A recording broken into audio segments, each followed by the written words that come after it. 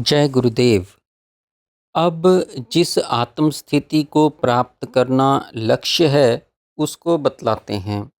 सूत्र: दृष्टा दृशि मात्रः शुद्धोऽपि प्रत्यय अनुपश्यः। आत्मा जो केवल दृष्टा है वह नित्य शुद्ध होता हुआ भी चित्त की वृत्तियों के अनुसार देखने वाला भी है।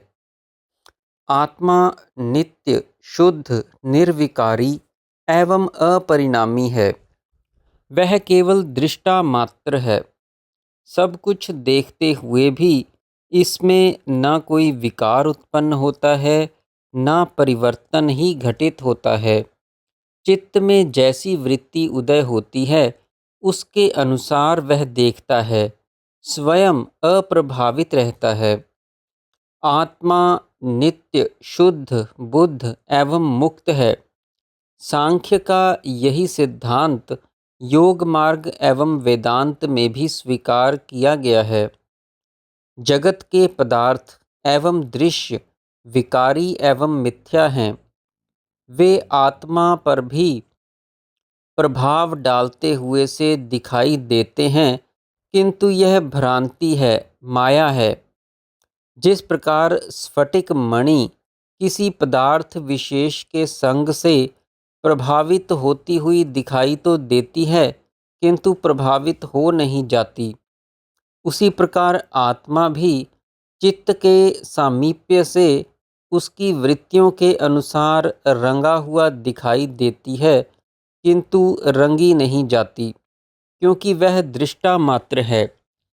आत्मा का गुण ज्ञान नहीं, वह तो ज्ञान स्वरूप है। उसकी चेतना भी ज्ञान स्वरूप है। चित्त के संयोग में आने पर वह जड़ चित्त को भी ज्ञान से आलोकित कर देती है। लेकिन चित्त की जड़ता आत्म ज्ञान को जगदाभिमुखी ज्ञान से दूषित कर देती है। लेकिन आत्मज्ञान तो फिर भी शुद्ध ही रहता है।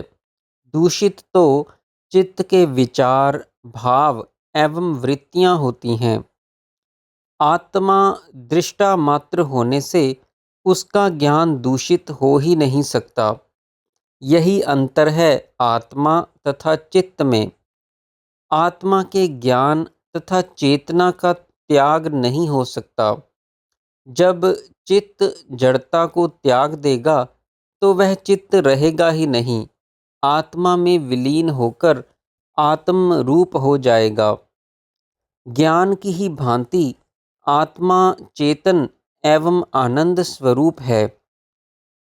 यही लक्षण जड़ चित्त पर भी वह प्रतिबिंबित करता है, किंतु चित्त इन शुभ लक्षणों को संभाल नहीं पाता।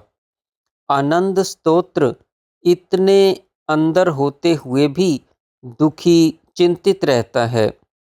चेतनता से कार्यशील होकर अभिमान ग्रसित हो जाता है, किंतु चेतनता अपना स्वरूप होने से कभी अभिमानी नहीं होता।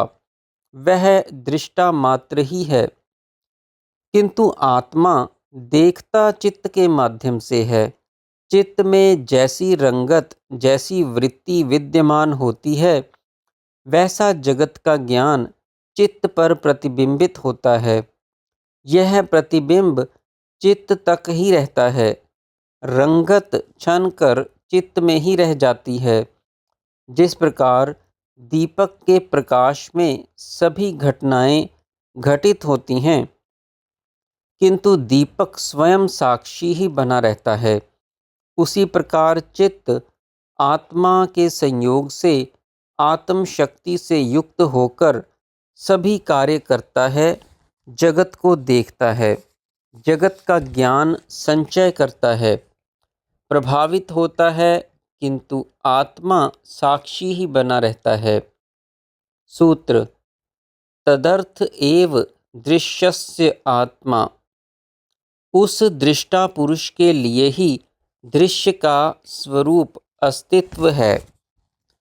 सूत्र 18 से दृश्य की परिभाषा, लक्षण एवं कार्यों का वर्णन आरंभ किया गया है, उसी संदर्भ में यहाँ कहते हैं कि दृश्य का अपना कोई प्रयोजन अथवा स्वार्थ नहीं है।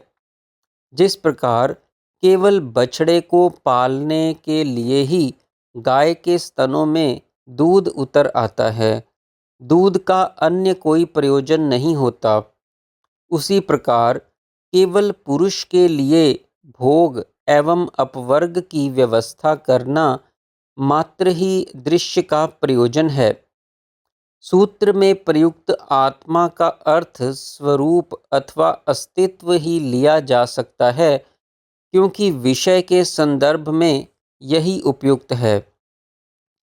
दृश्य जगत को लोग पखंडी, दुखदायी, आताताई, बंधन कारक, पता नहीं क्या क्या कहकर बदनाम करने का प्रयत्न करते हैं, किंतु सूत्रकार की दृष्टि में दृश्य के समान परोपकारी दूसरा नहीं। ऐसा परोपकारी जिसको किंचित मात्र भी स्वार्थ नहीं, जिसका अस्तित्व अपने लिए है ही नहीं, दृष्टा पुरुष के लिए ही प्रथम भोग की व्यवस्था करना एवं तत्पश्चात उसे मोक्ष प्रदान कर देना, यही उसका कार्य है।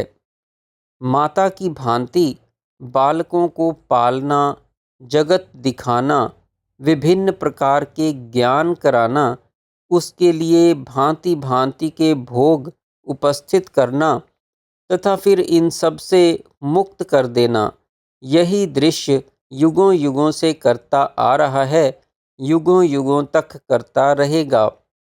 यदि जीव अपने में अभिमान उदय कर ले, जगत के भोगों में उलझकर आसक्त हो जाए, चित्त को मलिन कर ले, तो इसमें भला दृश्य का क्या दोष। कोई नाचना तो स्वयं नहीं जाने तथा आंगन को टेढ़ा कहे, यही बात है।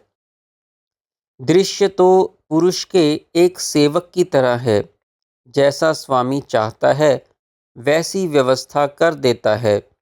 अच्छा बुरा, सुख दुख, कल्याण अकल्याण, बंध मोक्ष, जीव मांगता है, जगत सामने कर देता है।